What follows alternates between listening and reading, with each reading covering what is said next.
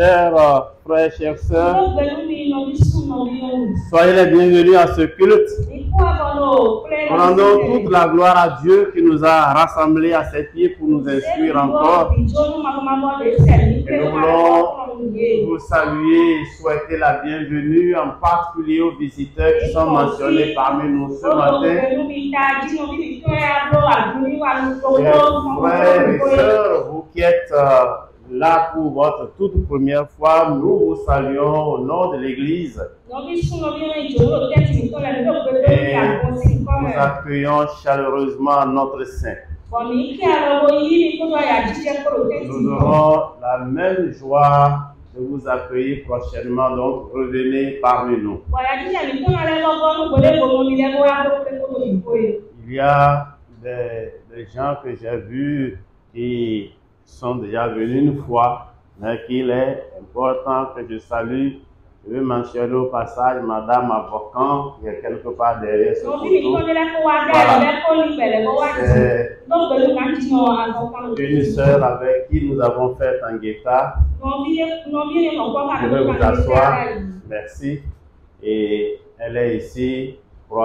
Ils ont une maison quelque part à Calavi ici. Elle est là et elle est venue pour le culte. Bienvenue. Bienvenue à tous ceux que je n'ai pas pu vraiment voir. Oui, le frère Léon, c'était là, on ne l'avait pas salué. Bienvenue, frère. Voilà. On ne va pas dire ancien. C'est un frère de Zobadje. Il est là, il est de retour. Bienvenue et bonjour à tous et soyez bénis. Nous allons prendre notre Bible à présent et nous allons revenir à notre passage de dimanche dernier, à savoir Jacques 1, verset 2 à 4. Jacques chapitre 1, verset 2 à 4. Et nous allons le dimanche dernier, nous avons donc lu ce passage. Avant de le relire, je voudrais brosser rapidement ce que nous avions dit ce dimanche. Nous avions commencé à parler des épreuves, en particulier de leur valeur, de leur importance dans la vie chrétienne.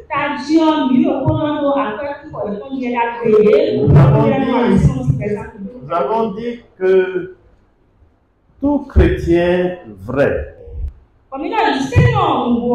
va connaître tôt ou tard des épreuves.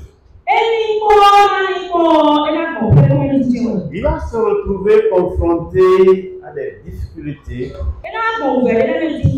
Difficultés de tout genre, je ne peux pas tout citer. Il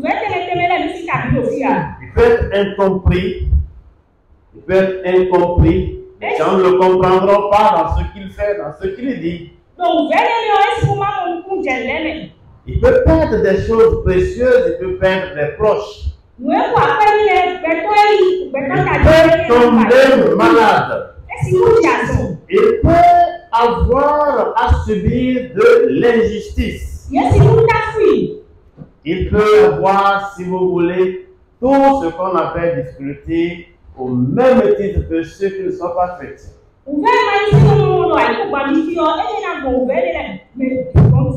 Les hommes en général pensent que toute difficulté est une perte, est une peine inutile. Dans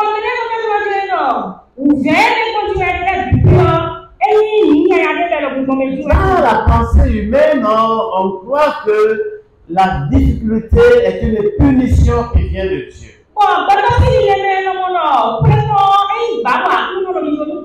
Mais cette pensée est contraire à la Bible. Parce que nous avons lu Jean 16, verset 33, où Jésus dit clairement: vous aurez des tribulations dans le monde. Mais Jésus ajoute cette promesse, 1 prenez courage car j'ai vaincu le monde.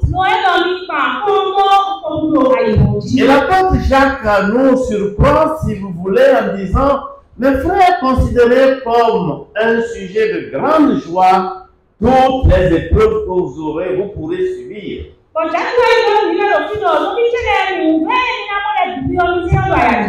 Donc si vous souffrez, non pas que vous ayez été l'auteur de vos souffrances.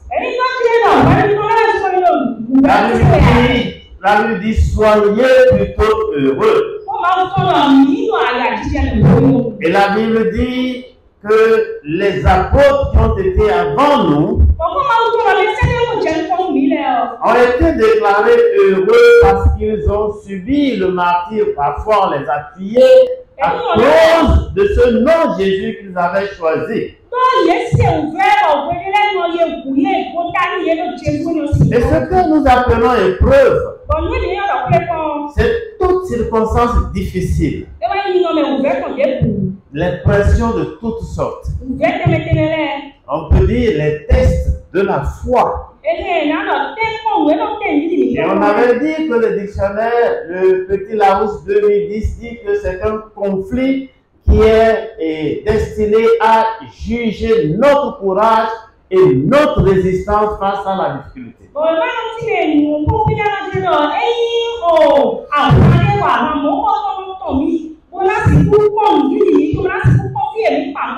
Sur le plan spirituel, nous avons dit qu'une épreuve est un test de validation. Voilà, Dieu nous met à l'épreuve pour valider notre foi.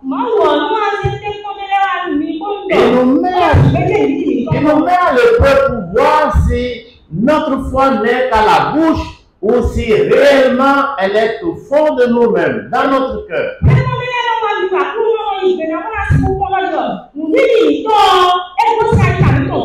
Nous avons vu l'exemple d'Abraham à qui Dieu demande son fils.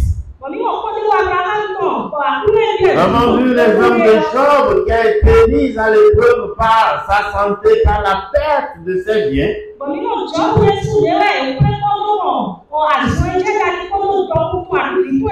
Et nous avons conclu en disant que quand le Seigneur nous éprouve, il faudrait conclure sur ces paroles. Le souhait du Seigneur, quand il nous éprouve, c'est d'arriver à conclure ceci. C'est bien, bon et fidèle serviteur, entre dans la joie de ton maître. Voilà l'objectif pour lequel le Seigneur permet des épreuves dans notre vie. Mais comment réagissons-nous à ces épreuves? Nous allons en parler plus tard quand nous aborderons la bonne attitude face aux épreuves. Nous avons terminé dimanche en disant ceci. Quand le Seigneur nous éprouve donc, il veut confirmer la maturité de notre foi. Il veut nous préparer à de plus grandes responsabilités spirituelles. Il veut aussi que notre vie, une fois éprouvée, témoigne devant le monde et devant les puissances spirituelles que notre foi est véritablement en Christ. Nous avons dit, frères et sœurs, les épreuves ne sont jamais la fin de votre histoire. Tant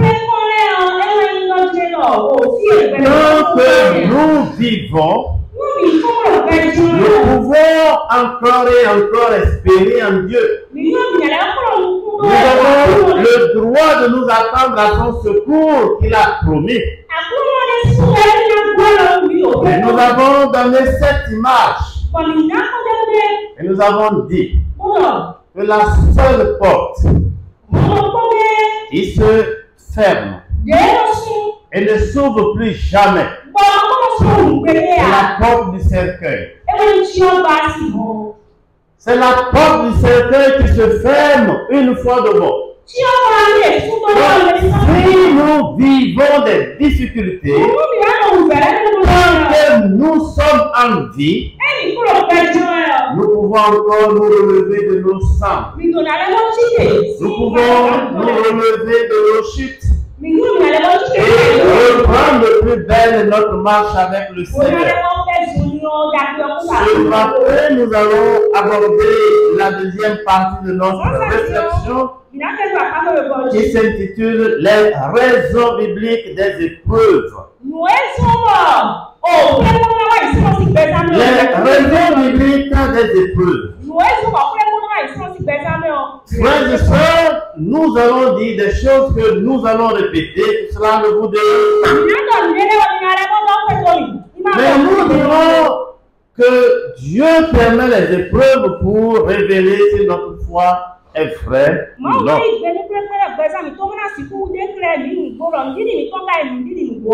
Tout le monde connaît ce qu'on appelle les émotions. C'est-à-dire la réaction charnelle. Il nous est arrivé plus d'une fois de poser des actes et de nous demander plus tard, mais pourquoi, comment j'en suis arrivé à faire ça? C'est par exemple que quelqu'un là, il chante bien, et vous vous levez, vous dansez sans vraiment savoir comment. Vous n'étiez pas préparé à cela. Mais votre chair, votre corps vous a entraîné à une réaction émotionnelle. La réaction émotionnelle nous prend comme un feu de paille. C'est-à-dire que nous ne nous préparons pas à agir, mais nous agissons promptement et nous nous éteignons promptement.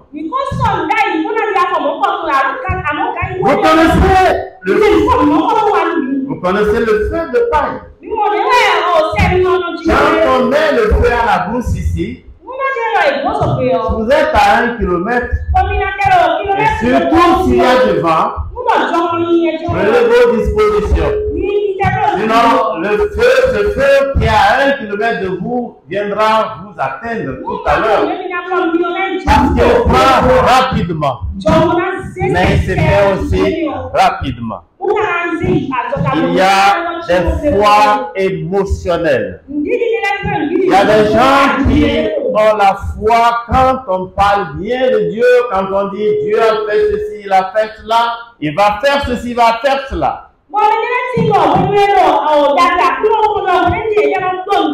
Mais lorsqu'il est question de mettre notre foi à l'épreuve, à la vraie épreuve, alors généralement la foi émotionnelle chute, elle faille. Mais ce que la Bible nous apprend au sujet des épreuves, c'est ce que nous lisons dans 1 Pierre 1. 1 Pierre chapitre 1 versets 6 et 7. La Bible dit que l'or est précieux, mais que l'épreuve de notre foi est plus précieuse que l'or. Et elle dit, le résultat de cette épreuve, c'est la louange, la gloire et l'honneur rendus à Dieu. Afin que l'épreuve de votre foi plus précieuse que l'or périssable, mais pour résultat la louange, la gloire et l'honneur. Dieu a testé la foi d'Abraham comme nous l'avons déjà dit. Une foi qui n'est pas testée n'est pas prouvée. Peut-être les plus jeunes ne vont pas comprendre facilement ce que je dis. Mais les plus âgés savent que quand nous utilisions les lampes torches avec pile, il arrivait que vous achetiez des piles neuves. Vous les achetez au marché, arrivez à la maison, vous mettez dans la torche, ça ne prend pas. Pourquoi? Les piles étaient déjà abîmées, elles ne pouvaient plus fonctionner. Peut-être elles avaient trop duré chez le vendeur, mais sur place là, vous n'avez pas testé les piles en question. Et donc, votre argent est perdu. Si votre foi n'est pas testée, votre foi n'est pas prouvée. Parce que Dieu seul sait, les hommes ne savent pas quelle va être votre réaction à l'heure de l'épreuve. Dieu nous donne de la profondeur à travers les épreuves de la vie chrétienne.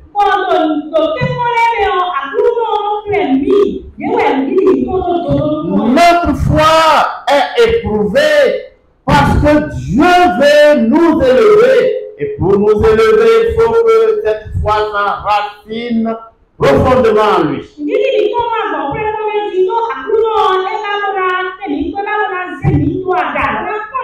L'épreuve donne aux chrétiens de la profondeur spirituelle.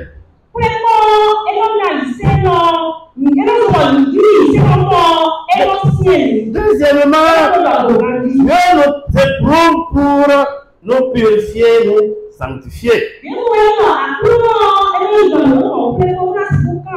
Et comme nous l'avons déjà dit, l'or qui est précieux passe par le feu pour être testé.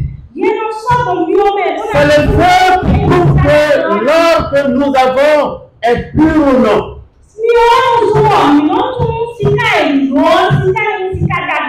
Il en est le même pour notre foi. Les épreuves servent à enlever les impuretés de notre vie, dans notre marche avec le Seigneur. Ces impuretés peuvent être l'orgueil. Ça peut être notre attachement au monde. Ça peut être la colère. Ça peut être tout ce que nous pouvons citer comme étant de notre caractère charnel.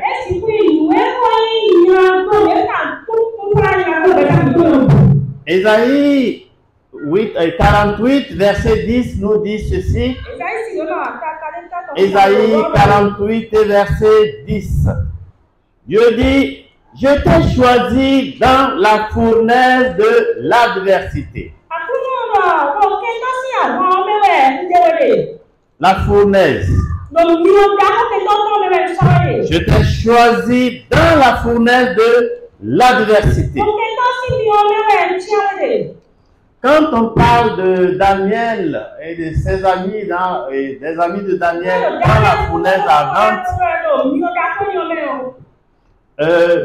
peut-être que beaucoup ne se font pas l'image de ce qu'on peut appeler fournaise. Je ne sais pas s'il y a parmi nous quelqu'un qui a un parent qui est potier.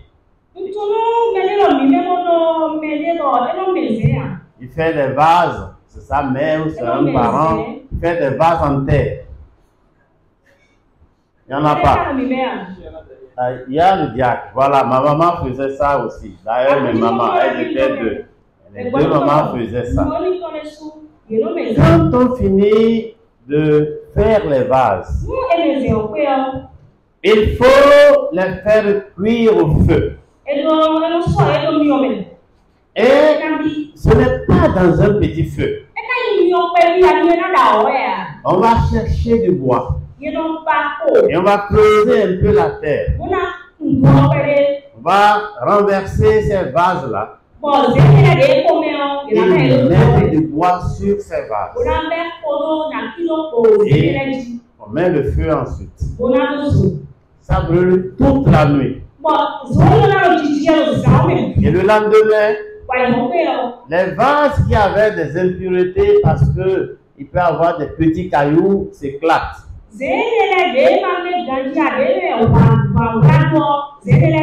Il y en a qui ont de petites fissures qu'elles peuvent réparer, remettre dans le feu. Et il y en a qui sont perdus pour de bon. Quand on parle de la fournaise ardente dans la Bible, c'est l'image là que moi je me fais.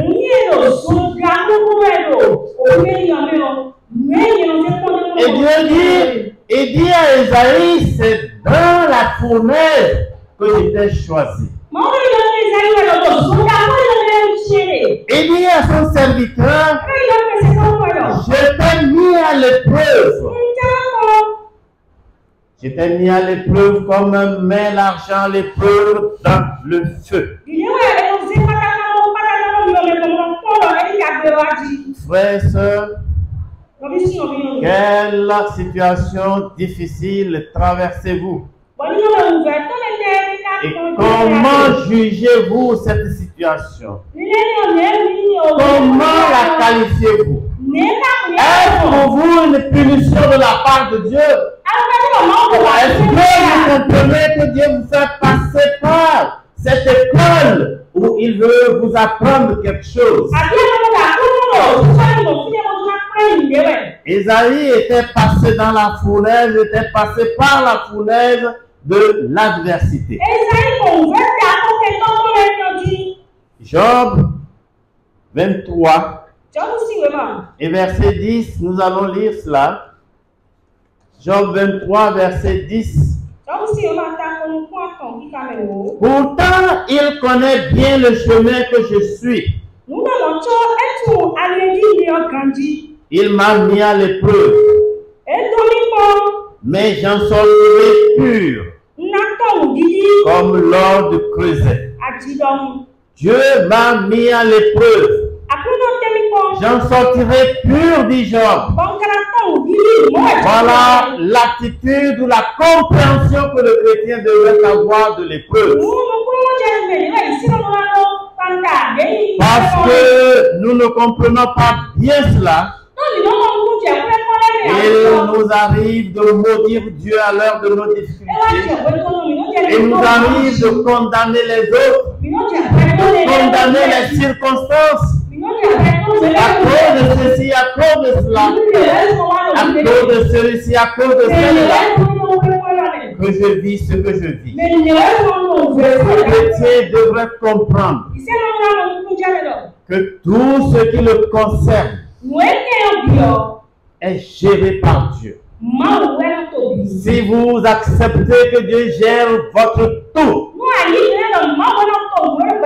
n'accusez ni les hommes ni les circonstances. Ne maudissez jamais Dieu à l'heure de l'épreuve. Mais acceptez de passer par cette école que Dieu vous met sur le chemin afin de vous enseigner et de vous rapprocher de lui. L'épreuve, si vous voulez, c'est un filtre pour nous rapprocher de Dieu, non pas nous éloigner de Dieu.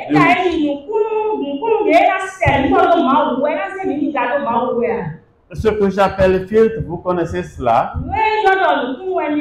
Si je mets peut-être une pièce dans ce bidon et je verse ça, je ne sais pas où, sur un tissu. C'est sûr que l'eau va passer. Mais la pièce va être retenue par le tissu. Le tissu est comme Le tissu est ce que j'appelle le filtre. Et à l'heure de nos épreuves, comprenons que Dieu veut filtrer notre vie pour enlever ce qui est impur, ce qui n'est pas de lui, et garder pour lui ce qui est précieux. L'épreuve nous rapproche donc de Dieu. Son but, c'est de nous rapprocher de Dieu.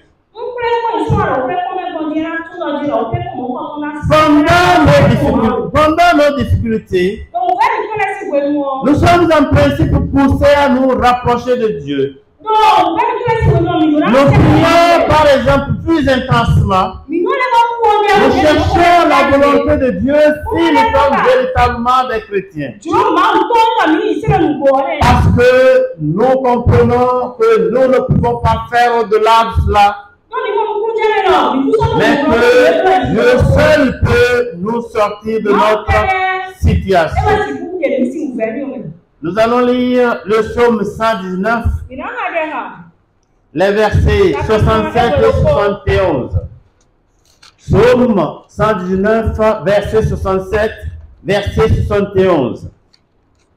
Le verset 67 dit ceci: humilié ou éprouvé, si vous voulez, j'étais égaré.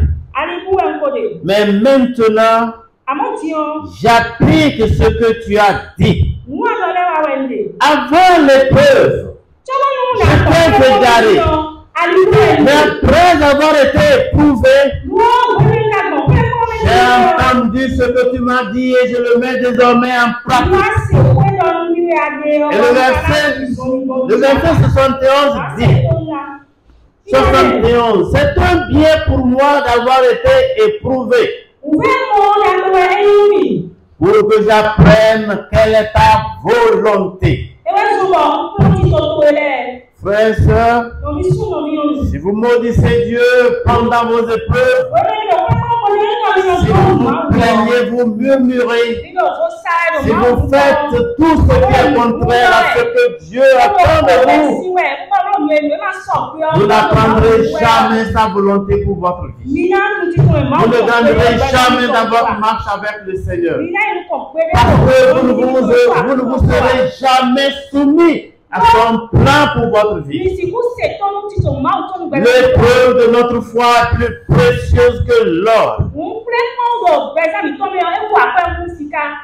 Disons aussi que l'épreuve produit en nous la patience et le caractère chrétien.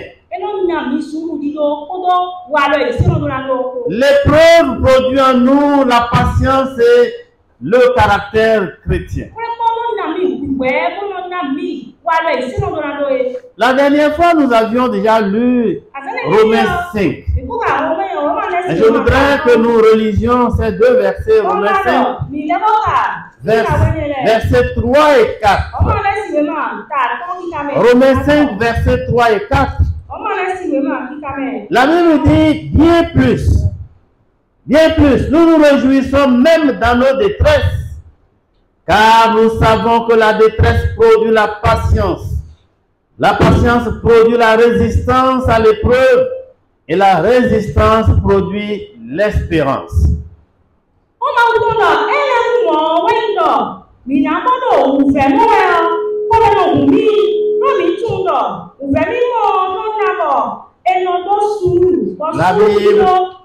La Bible abonde en exemple de personnes qui ont été éprouvées et dont l'épreuve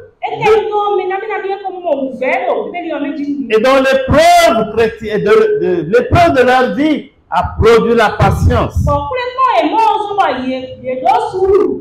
Nous connaissons le cas de David. David a dû attendre longtemps après avoir été oint pour devenir roi officiellement. Nous dirons simplement que l'épreuve, si nous nous soumettons à l'épreuve, Elle nous conduit à attendre le timing de Dieu, le temps fixé par Dieu. L'épreuve nous apprend à attendre le temps de Dieu. Lorsque nous sommes éprouvés, si nous voulons nous soumettre au Seigneur, nous comprenons que nous sommes limités. Parce que nous nous sommes agités, nous avons tout fait, nous avons pensé à tout, mais sans rien réussir. Et l'exemple que je vous donne se trouve dans 2 Corinthiens 12 que nous n'allons pas lire. 2 Corinthiens 12, 7 à 10, l'exemple de Paul, l'apôtre. Paul souffrait dans sa chair. Et la Bible dit qu'il a prié 3 fois. Mais le Seigneur lui a dit, ma grâce te suffit. Et Paul s'est contenté de cette grâce que Dieu lui offrait. Est-ce que frère, est-ce que sœur, tu sais attendre l'heure de Dieu? Est-ce que tu acceptes que malgré tes peines, la grâce de Dieu est là avec toi? Est-ce que tu acceptes que tu as des limites que tu ne peux franchir malgré tout?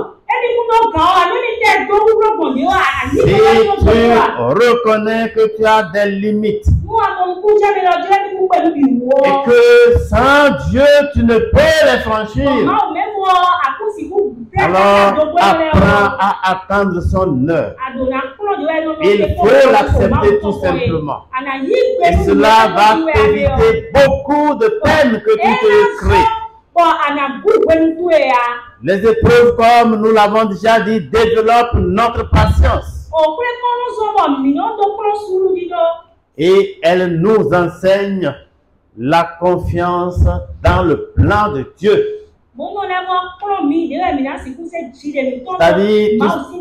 C'est-à-dire tout simplement, nous disons, Dieu a un plan pour moi et je dois attendre qu'il s'accomplisse. C'est Dieu qui a fixé ce temps et les étapes de ce temps. Je n'ai pas bousculé le plan de Dieu. Je n'ai pas à forcer Dieu à faire ma volonté.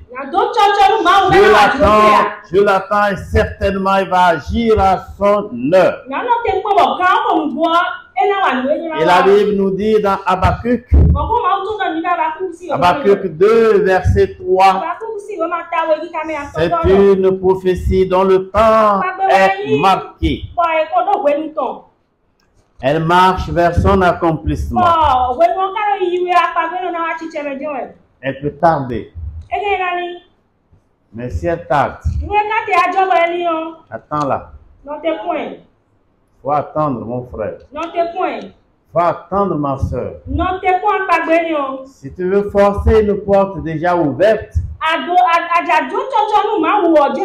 le résultat sera ton échec. Parce que Dieu a déjà planifié ton avenir. Et Dieu permet que jour après jour, ce plan pour ta vie s'exécute si tu es soumis à lui. C'est ce que j'appelle une porte ouverte. Dieu a déjà tout planifié. Mais tu n'es pas satisfait de la façon dont Dieu te traite. Et tu veux montrer que toi aussi tu es capable de quelque chose. Et que toi aussi tu peux changer les choses. Tu ne peux rien changer. Quand Dieu a fait la promesse d'Isaac à Abraham, Abraham a dû attendre 25 années. Alors qu'il était déjà vieux. Il a dû attendre. La promesse a duré. Le temps que Dieu voulait. Abraham a attendu. Et quand le terme fixé par Dieu est arrivé, Isaac est né. Mon frère, ton Isaac est certainement en route. Il en est de même pour toi, ma soeur. Ton Isaac est en route. Seulement apprends à attendre que Dieu donne le temps. que Isaac naisse de toi. Les épreuves ne sont pas une perte de temps, s'il vous plaît. Les épreuves ne sont pas une perte de temps. Mais c'est une école où Dieu te forme. C'est une école où Dieu te prépare à de plus grandes responsabilités.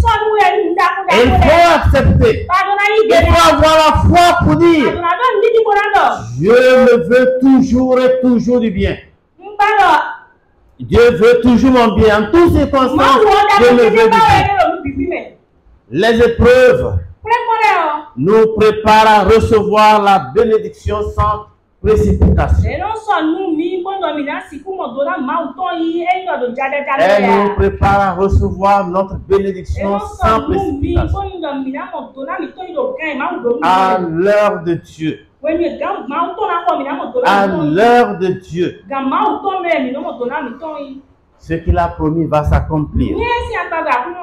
Attendre le timing de Dieu, c'est accepter que sa préparation, c'est-à-dire la préparation que Dieu fait de nous, précède toujours sa bénédiction dans notre vie.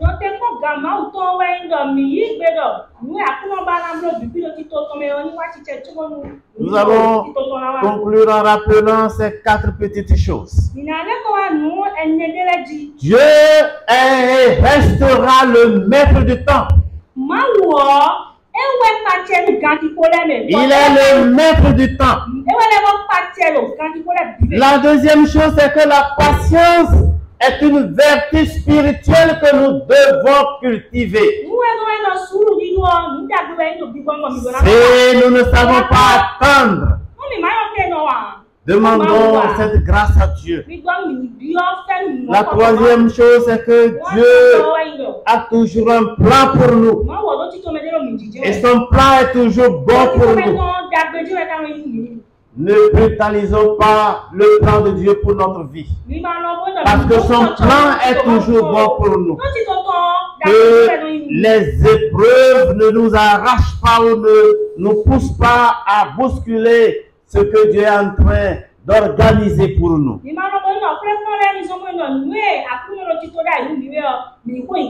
Enfin, la bénédiction de Dieu vient dans la vie de ses enfants au moment parfait. Au moment parfait. La bénédiction de Dieu vient dans la vie de ses enfants au moment parfait. Si quelqu'un va voler quelque chose, il ne peut pas en devenir vrai possesseur et en jouir vraiment.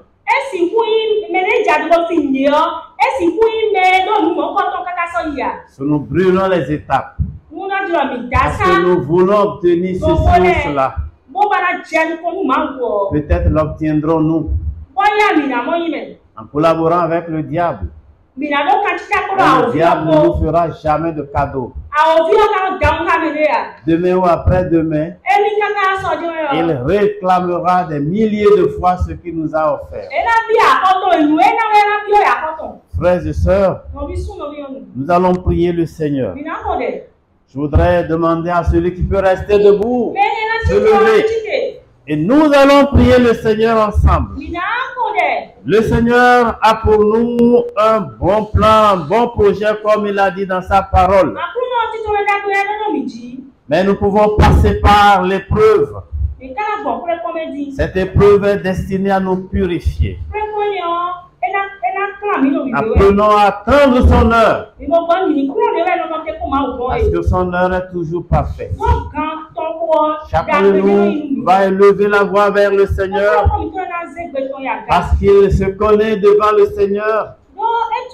Et il sait ce que cette parole lui a dit par rapport à son caractère devant l'épreuve. Alors prions le Seigneur. Merci Seigneur. Mais après l'épreuve, je fais ce que tu m'as enseigné. En priant, pensons cela. Est-ce que nous avons eu l'attitude de Job devant nos épreuves? Est-ce que nous avons fait la guerre avec tout le monde jusqu'à Dieu? Parce que les circonstances étaient difficiles. Chacun va encore prier. Merci Seigneur.